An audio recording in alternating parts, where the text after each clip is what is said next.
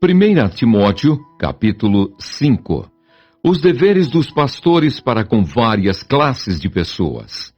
Não repreendas ao homem idoso, antes exorta-o como a pai, aos moços como a irmãos, às mulheres idosas como a mães, às moças como a irmãs, com toda a pureza.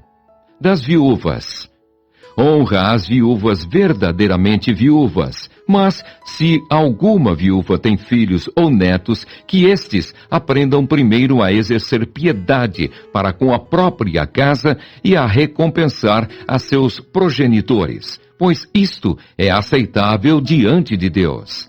Aquela, porém, que é verdadeiramente viúva e não tem amparo, espera em Deus e persevera em súplicas e orações noite e dia. Entretanto, a que se entrega aos prazeres, mesmo viva, está morta.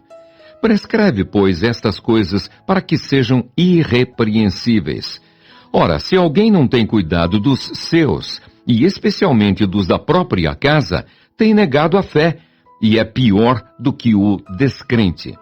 Não seja inscrita senão viúva que conte ao menos 60 anos de idade. Tenha sido esposa de um só marido, seja recomendada pelo testemunho de boas obras, tenha criado filhos, exercitado hospitalidade, lavado os pés aos santos, socorrido a atribulados, se viveu na prática zelosa de toda boa obra.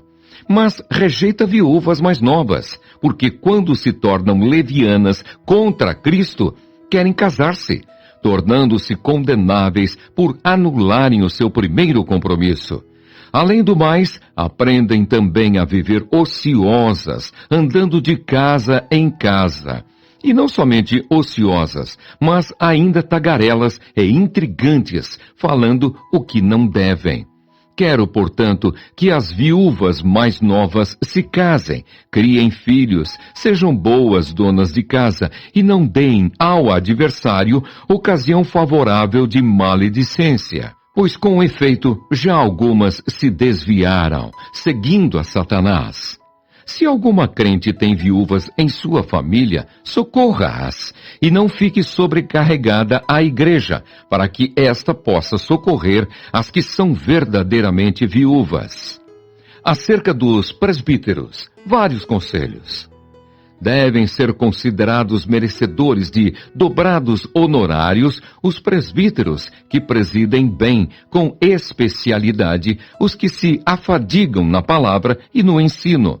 Pois a Escritura declara, não amordaces o boi quando pisa o trigo. E ainda, o trabalhador é digno do seu salário. Não aceites denúncia contra presbítero, senão exclusivamente sob o depoimento de 2 ou 3 testemunhas. Quanto aos que vivem no pecado, repreende-os na presença de todos, para que também os demais temam.